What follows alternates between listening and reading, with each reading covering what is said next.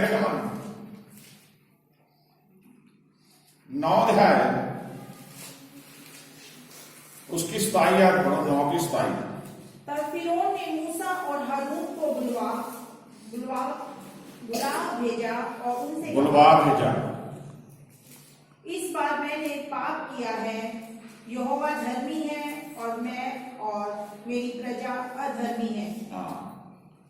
जब मिस्र की गुलामी में से, मिस्रियों की गुलामी में से परमेश्वर ने कौम इस्राएल को आजादी दी, तो आजादी ऐसे नहीं मिल गई। जो फिरौन था वो बार बार उसका जो दिल था वो सख्त हो जाता था। फिरौन का दिल बार बार बदल जाता था। मूसा और हारून जाते थे, परमेश्वर के हुक्म के अनुसार उसे बोलते थे कि परमेश्वर बोलता है कि मेरी प्रजा को जाने दे। वो दिन में मान जाता था, रात को क्या करता था, उसका मन शैतान फिर हटीला बनाता, फिर भूल जाता था, फिर मना कर देता था। 10 विपत्तियां मिस्रियों के ऊपर परमेश्वर ने डाली। उन्हीं में से जब विपत्तियां गिरने लगी तो उसने क्या कहा, हारून और मूसा को बुला के फिरौन कह रहा है कि मैंने इस बार पक्का ही पाप किया है, आपका परमेश्वर धर्मी है, मैं और मेरी प्रजा अधर्मी है, पापी है। मेरे अजीज बहन भाइयों, इस वचन को पढ़ाने का मकसद यह है कि जब परमेश्वर आपको चुन लेता है, परमेश्वर के पीछे आप चलते हो, परमेश्वर आपसे प्यार करता है, परमेश्वर आपकी केयर करता है, परमेश्वर आपके रखवाला बन जाता है। अगर कुछ लोग आपके विरुद्ध कोई कार्य करते हैं तो परमेश्वर उन्हें एहसास कराता है कि वो पाप कर रहे हैं। हालेलुया।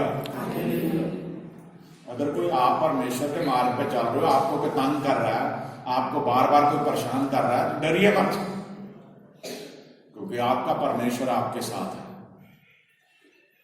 सिर्फ पाप ना करें, बल्कि परमेश्वर के आगे अपनी बात को रख दें। परमेश्वर आपको उस शैतान के फंदे से, शैतान के उस हमले से बचाएगा। बोलो हालेलुया, बोलो हालेलुया, बोलो हालेलुया। मैं एक गवाही सुनाता हूं आपको। आपको अपना जीवन परमेश्वर को देना, पाप नहीं करना। फिर जो भी आप मांगोगे परमेश्वर सुनता है। एक बहन थी, उसकी शादी को बहुत समय हो गया था, उसकी औलाद नहीं हो रही थी। वो संगति में जाती थी, प्रार्थना करती थी, वचन सुनती थी, विश्वास में दृढ़ थी। अब उसने परमेश्वर के आगे रख दिया, परमेश्वर जब तो इब्राहिम और सारा को उम्र गुजरने के बाद, जब उनकी उम्र इतनी होगी थी, फिर भी उन्हें औलाद दे सकता है, तो मुझे भी तू औलाद देगा। परमेश्वर मुझे दे चुका। उसने ये शब्द बोलना शुरू कर दिया, परमेश्वर मुझे दे चुका। वो कुछ लोगों से जिनसे ज्यादा मिलती जुलती थी, जब बोलते थे वो उस टाइम को गिन के बताती थी कि फलाने समय में शायद मैं आपसे कम मिलूं, क्योंकि उस समय मुझे परमेश्वर औलाद देने जा रहा है, जबकि उसके औलाद का कोई नामो निशान नहीं था। मेरे अजीज बहन भाइयों, 9 महीने बीतने के बाद 10वें महीने में उसे परमेश्वर ने पुत्र दिया। एक नहीं बल्कि 2 पुत्र दिए, जुड़वा। Hallelujah, hallelujah. क्योंकि उसका भरोसा किसके ऊपर था? परमेश्वर के ऊपर।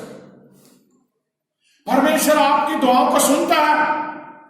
आप ये मत सोचो कि परमेश्वर का आपकी तरफ ध्यान नहीं दे रहा। कई लोग, हमारे पास बहुत सारे लोग आते हैं, कहेंगे आप हमारे लिए दुआ कर दो, हमारी दुआ तो परमेश्वर नहीं सुनता। ये गलत बात है। परमेश्वर हर एक की दुआ को सुनता है। परमेश्वर हर एक की दुआ की तरफ अपने कान लगा के बैठा है।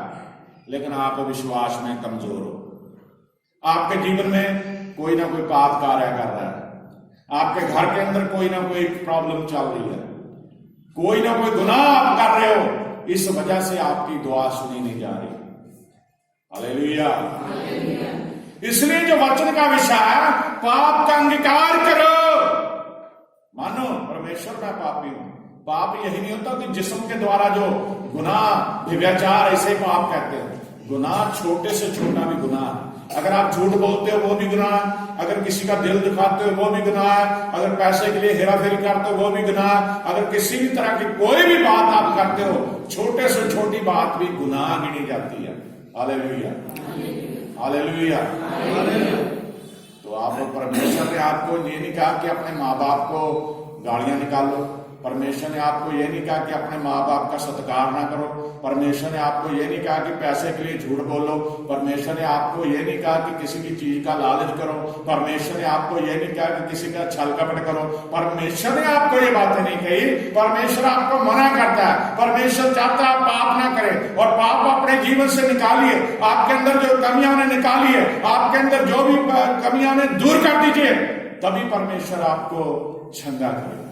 Hallelujah, hallelujah, hallelujah, hallelujah, hallelujah, hallelujah. यहाशु की पुस्तक है। यहाशु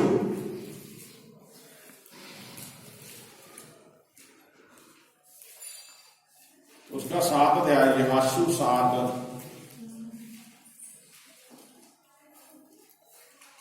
उसकी 21 आयत पढ़ो। 7 की 21। कि जब मुझे इंसान लालच करके भी गुनाह करता है। हाँ जी। कि जब मुझे लूट में शिनार देश का एक सुंदर होना। यहाँ पे अकान नाम का शख्स जब पकड़ा जाता है, परमेश्वर ने मना किया था कि जिस भी शहर को, जिस भी जगह आप युद्ध के लिए जाएं, जो उन्हें बताया गया था कि किसी चीज का लालच न करना, हर एक चीज को नष्ट कर देना। तो अकान नाम का जो शख्स था, उसे लालच आ गया। लालच पाप करवाता, वो उसने क्या कहा कि जब पकड़ा गया तो ये बोल रहा है, दोबारा पढ़िए। कि जब मुझे लूट में शिनार देश का एक ओढ़ना, लूट में शिनार देश का एक ओढ़ना, और 200 शकेल चांदी, 200 शकेल चांदी, और 50 शकेल सोने की एक ईंट देख पड़ी। 50 शकेल सोने की ईंट देख पड़ी। तब मैंने उनका लालच करके उन्हें रख लिया। लालच आ गया। वे मेरे डेरे के भीतर भूमि में गड़े, मेरा घर जो डेरा है उसके भीतर धरती में गड़े हुए हैं, वो छुपा दी उसको। और सबके नीचे चांदी है। सबके नीचे चांदी है। एक इंसान पैसे के लालच में, सोने चांदी के लालच में आके उसने परमेश्वर के हुक्म को नहीं माना। सारी कौम पे विपदा ले दी उसने। फिर आप अंदाजा लगाइए, अगर घर में 5 सदस्य, अगर एक सदस्य पाप कर रहा तो सभी के ऊपर वो प्रभाव आ रहा है। इसलिए सभी घरों में क्लेश पड़े हुए हैं, इसलिए सभी घरों में अशांति फैली हुई है। क्योंकि ये ना सोचो कि जिसने पाप किया बस वही सजा पाएगा, बल्कि अगर आप लालच में फंस गए, आपकी ड्यूटी अपने परिवार के सदस्यों को समझाने की, आपकी ड्यूटी अपने बच्चों को सही मार्ग बताने की, आपकी ड्यूटी है। उस पूरी कौम के ऊपर उसने विपदा ला दी क्योंकि उन्होंने परमेश्वर के हुक्म की पालना नहीं करी। उसने सोने चांदी का लालच किया, उसने एक अच्छी ओढ़नी का लालच किया, उसने उसे छुपा दिया, और क्या हो गया? परमेश्वर का क्रोध उस कौम के ऊपर आ गया। Hallelujah, hallelujah. पकड़ा गया। पाप कभी छुपता नहीं है। आप छोटे से छोटा गुनाह करोगे, छुपता नहीं है। Hallelujah, hallelujah, hallelujah.